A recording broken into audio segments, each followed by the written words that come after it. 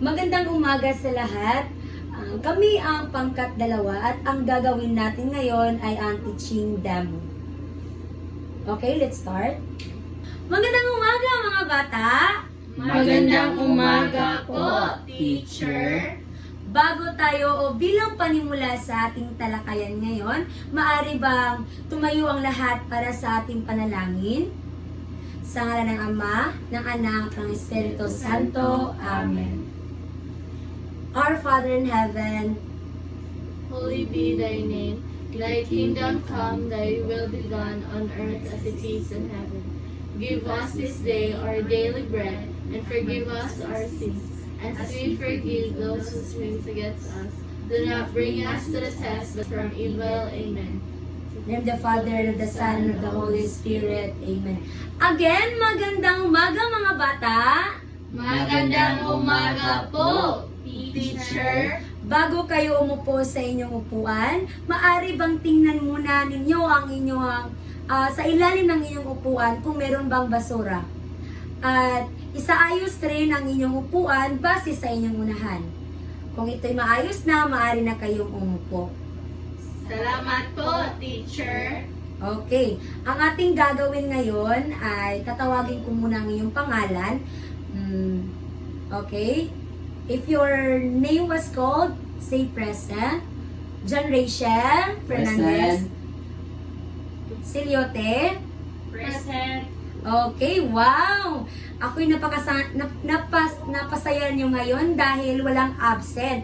Ang ating, bago tayo magsimula sa ating talakayan, ibibigay ko muna kayo kay Teacher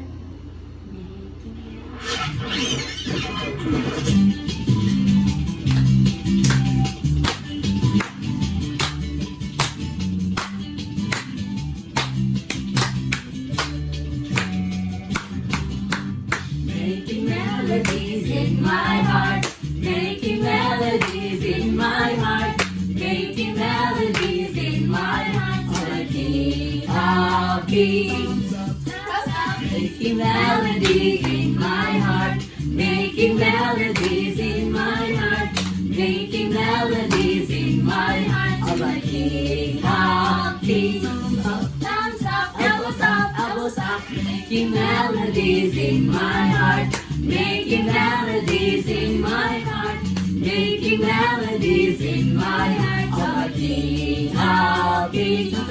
Thumbs up, elbows up, knees apart, making melodies in my heart, making melodies in my heart, making melodies in my heart, oh King of Kings. Thumbs up, elbows up, knees apart, knees in, melodies in my heart, making melodies in my heart, making melodies in my heart, oh King of Kings.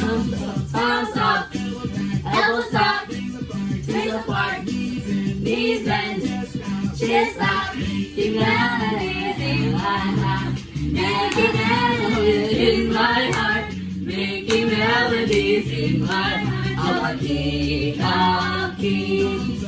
Thumbs up, elbows back, knees apart, knees bent, chest out, head back, making melodies in my heart, making melodies in my heart, making melodies in my heart, oh King of Kings.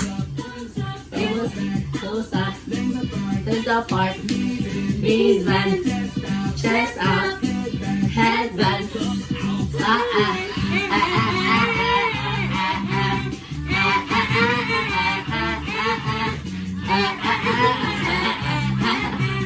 King of Kings.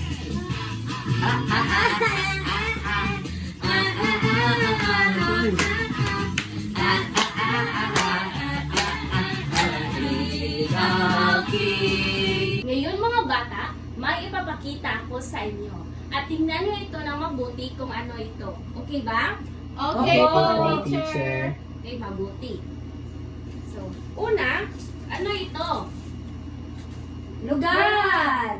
Ako po, Christine. Ano ito? Lugar po teacher. So, bigyan natin si Christine ng 3 bagsak. Sunod. Ako po, teacher. John Rachel, ano ito? Tao po, teacher. Tama ba? Opo! So, bigyan natin si Rachel ng 2 bagsak. Sunod. Ano ito? Bagay, teacher! Ako, teacher. Venus, ano ito? Bagay, teacher! Tama ba? Tama. Bigyan natin si Venus ng 3 bagsak. Sunod. Ano ito? Ako po, teacher. Selyote, ano ito? Mga pangyayari. Tama ba? Opo! Bigyan natin si Selyote ng 3 bagsak. Last. Ako po, teacher. Christine, ano ito? Mga hayop po, teacher. Tama ba si Christine? Ito ba ay hayop? Opo. Opo. So, tama. Bigyan natin si Christine ng 5 bagsak. Ngayon, naiintindihan niyo ba kung ano ang nakaraan nating tinalakay mga bata? Opo. Teacher. Ngayon, kung naiintindihan niyo, ano nga ba ang mga uri ng panghalip? Naiintindihan niyo ba ang mga uri ng panghalip? Opo. Sige, ngayon, magbibigay ako ng mga pangungusap at dapat ninyong tukuyin kung ano ang uri ng panghalip ito. Nag-iintindihan ba tayo? Opo! Sige. Unang pangungusap. Ito ay ginagamit upang tumukoy sa mga tao o bagay na nagsasalita. Ako, teacher. Diyan. Panghalip na panahon. Magaling, bigyan ng 2 bagsak. Pangalawa, ito ay ginagamit upang magtukoy ng isang tao o bagay na layong magtukoy sa isang kilos o aksyon. Ako, teacher! Sige, Venus. Ito ay panghalip na pamatli. Bigyan ng isang bagsak si Venus. Pangatlo, ito ay ginagamit upang magtanong tungkol sa isang tao, bagay, lugar, o uri ng kilos. Yes, Jara? Panghalip na pananong, teacher. Bigyan ng 3 bagsak si Jara. Magaling! May inahanda ako na isang kwento na ang pamagat ay ang malusog na mga bata. Mga mag-aaral, basahin yun lamang ito. Malusog na mga bata. May 2 bata na sina Cindy at Daniel. Sila ay masigla dahil umiinom ng gatas araw-araw. Napakasaya ng magulang nila dahil pareho silang malusog. Napansin ni Daniel na mas matangkad siya kaysa ni Cindy. Salamat mga bata. Ano ang inyong napansin sa chart na ito? May nakasalanggoy, teacher! Tama, ito ay Masigla, napakasaya, malusog, mas matangkad. Tama. At ngayon, tatawag ako ng isang estudyante na para makabuo ng pangungusap. Una, La Torza, masigla. Si Jan ay masigla na bata. Tama. Bigyan natin siya ng 3 bagsak. Pangalawa, para. Napakasaya ang aking pamilya dahil kami ay kompleto. Tama. Bigyan siya natin ng 2 bagsak. At ang panghuli ay waskin. Malusog. Ako ay malusog dahil kumakain ako ng masustansyang pagkain. Tama. Bigyan siya natin ng 1 bagsak. May ideya ba kayong mga bata kung ano ang paksa natin ngayon?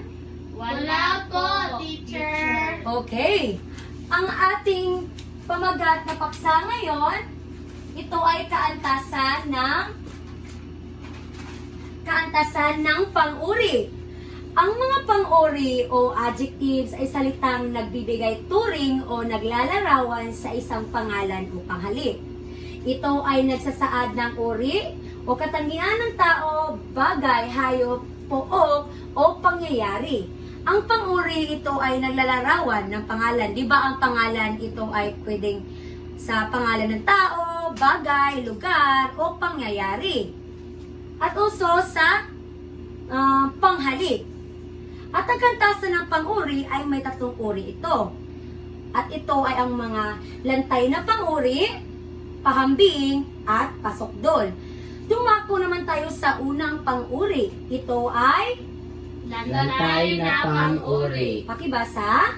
Ito'y naglalarawan ng isa o payak na pangalan ng tao, hayop, bagay, lugar o panghalik na walang pinaghahambing. Ang lantay na pang-uri, ito ay nakapokus lamang sa isang bagay o pangalan o panghalik. Halimbawa, sikat ay matangkad. Di ba sikat ay walang pinaghahambing o siya lamang ang nakapokus sa pangungusap? Saan nga ba ang pang-uri sa pangungusap? Jara? Matangkad, teacher. Okay, great! Sino nga ba ang matangkad? Sikat. Okay, dumako naman tayo sa pangalawang halimbawa. Ang puno ay mataas. Saan nga ba ang pangungusap ng pang-uri, Christine? Mataas, teacher. Ano ang mataas, Christine? Ang puno, teacher. Okay, very good. Naintindihan ba ang lantay na pang-uri? Opo, teacher. Magbigay nga ng halimbawa, langga, Rachel. Ako ay matangkad. Okay, siya daw ang matangkad. Ito ba'y tama? Opo. Okay, sino nga ba ang matangkad? Si Rachel. Okay, very good. Naintindihan nyo nga. Dumako naman tayo sa pangalawang pahambing. At pangalawang pang-uri pala, ito ay pahambing. Pakibasa, pahambing na pang-uri. Ginagamit ito sa pagtutulad ng dalawang pangalan, tao, hayop, bagay, lugar o panghalik. Ang pahambing na pang-uri pala ay ito ay pinaghahambing ang dalawang bagay. Ito ay pwede ring pangalan ng tao, bagay, hayop, lugar o pangyayari. Di ba sa lantay is nakapokus lamang sa isa? Opo. Sa isang tao or bagay? Opo. O sa pangalit? Dito sa pahambing ay naghahambing siya sa dalawa. Ito ay pangalan ba? Tao. Halimbawa ay, hindi muna. Tumako muna tayo sa dalawang uri ng pahambing. Ito'y pahambing na magkatulad at pahambing na di magkatulad. Tumako tayo una sa magkatulad. Pakibasa. Ito'y pahambing na magkatulad ang magkapantay na katangian ng dalawang bagay na pinaghahambingan. Ginagamitan ito ng mga panlaping ka, ga, sing, kasing, magsing, magkasing. Itong pahambing na magkatulad, ito ay magkapantay o fair na tinutulungan ng mga salita o dinugtungan ng salitang panlaping ka, ga, sing, kasing, magsing, magkasing. Halimbawa, sikat ay singtangkad di Catriona. So nababase natin sa pangungusap na ito ay may dalawang simuno. Sila ay pinaghahambing. Di ba? So magkatulad, di ba pareho? So sikat at si Catriona ay singtangkad. Saan nga ba ang pangungusap na pang-uri sa pangungusap na ito? Sintangkad. Okay, very good. Dumako naman tayo sa ikalawang halimbawa. Magkasing sarap ang adobo ni nanay at ate. Saan nga ba ang pang-uri pangungusap, Rachel? Magkasing sarap. O, di ba? Sa pahambing na magkatulad, ang adobo ni nanay at ate ay magkasing sarap. Okay. Last, kasing init ng kape ang ulo mo. Saan nga ba ang pahambing na pang-uri? Kasing init. Okay, very good.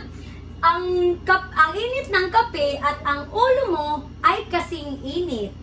Ano nga ba mababasa inyo kapag umiinit ang ulo ng isang tao? Kung ito ay galit. Very good. Pumunta naman tayo sa ikalawang uri ng pahambing. Ito ay di magkatulad.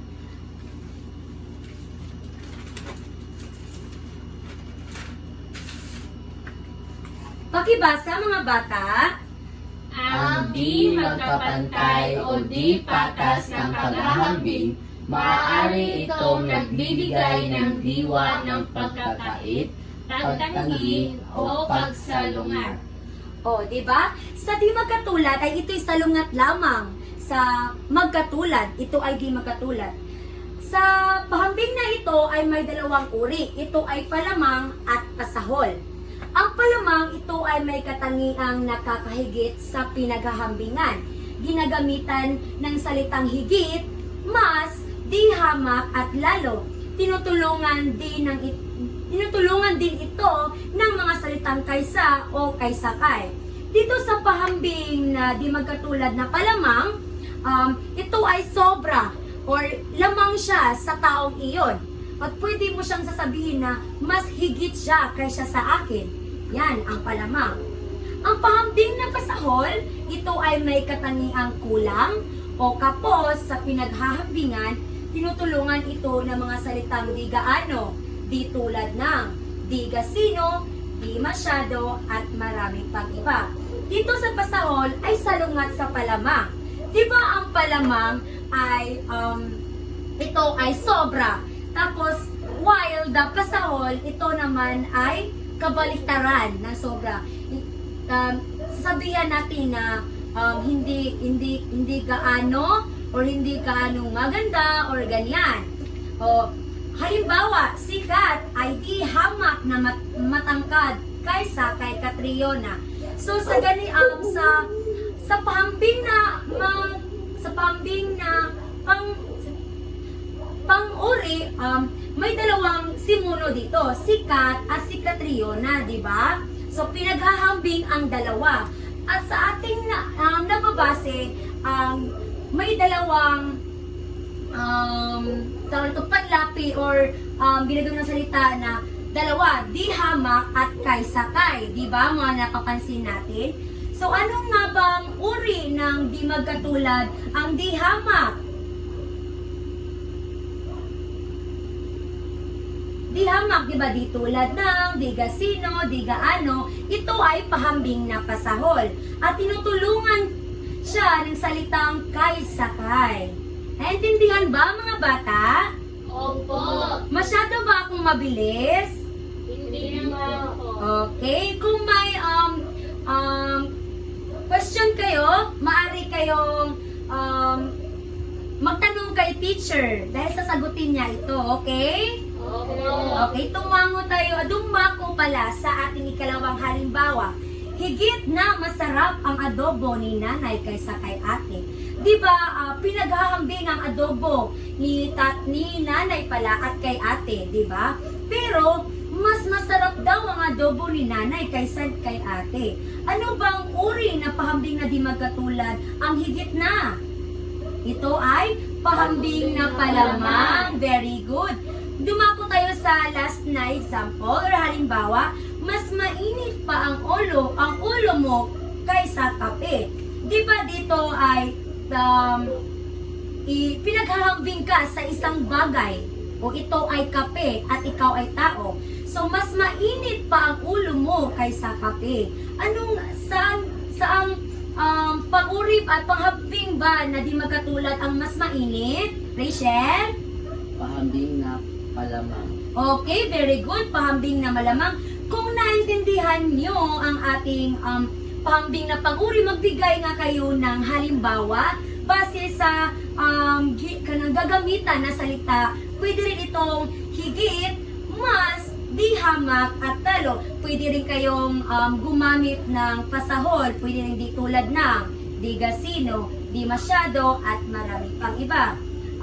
Jara, magbigay ka ng halimbawa. Di masyado masarap ang pagkain namin kaysa nila kay ate. Okay. Pinaghahambing niya ang ulam niya at kaysa kay ate niya. So, mas masarap ang ulam ng ate niya. Ano nga ba ang ginagamit mo na pahambing na di magkatulad, Jaira? Ito ba'y palamang o pasahol? Pahambing na pasahol, teacher. Okay, very good. Yes, naintindihan niyo ang ating tinalakay ngayon. Pumunta naman tayo sa pasukdol.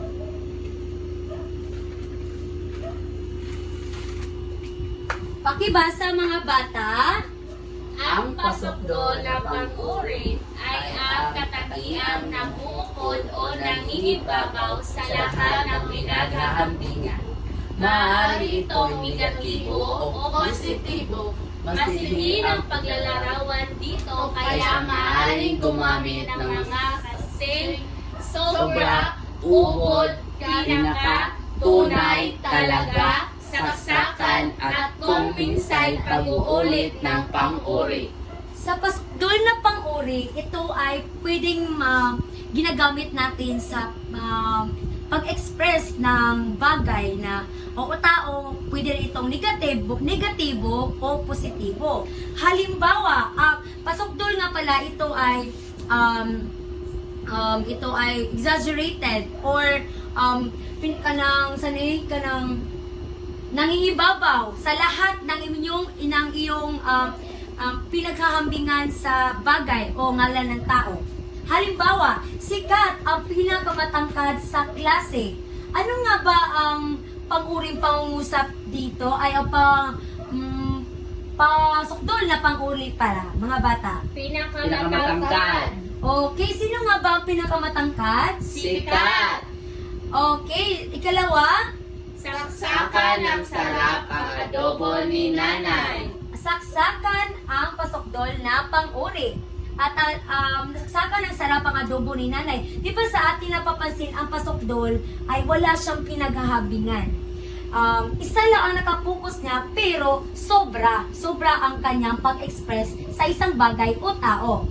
And then, last, Uminom ko ang ubod ng ulit. Ininom ko ang ubod ng init na kape. Saan nga ba ang pangusap na pang-uri dito? Ubod. Okay, ininom niya daw ang ubod ng init ng kape. So ngayon, naintindihan niyo ba ang ating tinalakay ngayon? Opo, teacher. Okay, malalaman natin yan dahil magkakaroon tayo ng aktibidades at mami-measure ko yan kung talagang nakikinig kayo. At ngayon, mga bata, kung talagang kayo ay nakikinig kay Teacher Benos, may hininda ko ditong maikling aktibidades. At basahin ko muna yung panuto. Panuto 1 or A. Isulat sa patlang ang titik L kung ang pang-uring may salong guhit ay nasa lantay na antas. PH kung ito ay nasa pahambing na antas. At sa PS naman kung ito ay nasa pasukdol na antas. So 1 to 10. At ito ang ikalawang aktibidades. Basahin ko muna yung panuto. So, mga bata, bilugan ang mga tamang pang-uri sa kaltasang ipinihiwatig sa pag-uusap. Isulat ito sa isang buong papel at bigyan ko lamang kayo ng 15 minuto upang tapos ito. Maliwanag ba mga bata? Opo, teacher. Okay, mabuti. Okay, pwede na kayong magsimula. Tapos na ba mga bata? Opo. Tapos na ba ang lahat? Opo. Okay, mabuti. Ngayon ay let's check. Okay, number 1. Napakaganda ang mga palumuti sa bahay tuwing magpapasko. Ano ito? Ano ito sa uri ng pang-uri? PS, pasokdol teacher. Okay. Nasaan ba dito ang salitang naglalarawan na pasukdol? Napakaganda. Okay, mabuti, magaling. Kalawa, sino gustong bumasa? Ang galing-galing ng mga mananayaw na napanood ko. Ito ay pasokdol. Okay, magaling. Number 3, huwag kayong pumunta sa lugar na mapanganib. Ito ay lantay. Magaling. Kapat naman, Ubod ng hirap ang trabaho ng isang manggagawa sa pabrikang ito. Ito ay pasokdol. okay, magaling. Number 5, Magsintanda ang lola ni Hana at lolo ni Hana. Ito ay pahambing. okay, mabuti. Kaanim naman, Ibigay mo ang makapal na aklat Kay kaysa Bining Reyes. Lantay. lantay. okay, kapito, Kay bait-bait na mga kasambahay namin. ito ay Pasokdol. sukdol, tama. Kawalo, Si Ben ay Sigupad ng pagong. Ito ay pahambing, teacher. okay, mabuti. Siyam naman, Maamo ang mukha ni Christy. ito ay lantay. okay, mabuti. At ikasampu naman, Si Mildred ang pinakamatangkad na anak ni Ginang Mila. Pasokdol. Ito Ito ay ay pasokdol. pasokdol. Okay, magaling mga bata. Dumako naman tayo sa ikalawang aktibidades. Pakibasa. Si Mario ay mapabigay, mas mapabigay, pinakamapabigay sa kanyang mga kaibigan. Ito ay mapabigay, teacher. Okay. Number 2. Mabaho, mas mabaho, pinakamamabaho ang utot ni Seth sa lahat. Ito ay Pinakamabaho, teacher. okay, magaling mga bata. Dumako naman tayo sa number 3. Malaki, mas malaki, pinakamalaki ang tiyan ng nanay ko. At ito ay Malaki, teacher. Malaki. pinakamalaki. Okay. Number 4.